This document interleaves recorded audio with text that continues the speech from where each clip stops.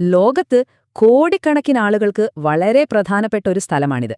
പക്ഷെ എന്താണിതിത്ര പ്രത്യേകത? ഇതാണ് കാബ. ഈ ഒരു രൂപം ഒരുപാട് പേർക്ക് അറിയായിരിക്കും. പക്ഷെ എന്താണിത് ശരിക്കും അർത്ഥമാക്കുന്നത്?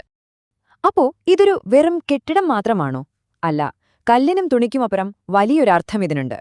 ഇതിന്റെ ഉദ്ദേശ്യം എന്താണെന്ന് ഖുറാനിലെ ഒരു വചനം കൃത്യമായി പറയുന്നുണ്ട്. നമുക്കതൊന്ന് നോക്കാം. ഈ വചനം പറയുന്നതിതാണ് ലോകത്തിലെ ആദ്യത്തെ ആരാധനാലയം എന്നാണ്. ഈ വചനത്തില് ഏറ്റവും ശ്രദ്ധിക്കേണ്ട ഒരു വാക്കുണ്ട്: മനുഷ്യർക്കായി. അപ്പോ ആർക്കു വേണ്ടിയായിരുന്നു ഇത്?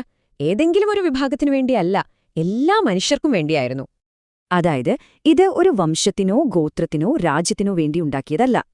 ഇതിന്റെ പ്രധാന സന്ദേശം വളരെ ലളിതമാണ്. ഇത് ഓരോ മനുഷ്യനും വേണ്ടിയുള്ളതാണ്. ഇവിടെ പണക്കാരെന്നോ പാവപ്പെട്ടെന്നോ ഇല്ല, അറബിയെന്നോ അനറബിയെന്നോ ഇല്ല. എല്ലാവരും തുല്യരാണ്. എല്ലാവരും തോളോട് തോള് ചേർന്നാണ് നിൽക്കുന്നത്. ആരും വലുതല്ല, ആരും ചെറുതല്ല. അതാണ് ശരിക്കുള്ള സമത്വം. അപ്പൊ നമ്മൾ മനസ്സിലാക്കേണ്ട പ്രധാന ആശയം ഇതാണ്: ഈ ആദ്യ ആരാധനാലയം മനുഷ്യർക്ക് എല്ലാവർക്കുമുള്ളതാണ്.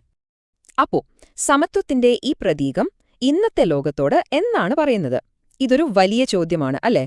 إن أول بيت وضع للناس للذي ببكة مباركا وهدى للعالمين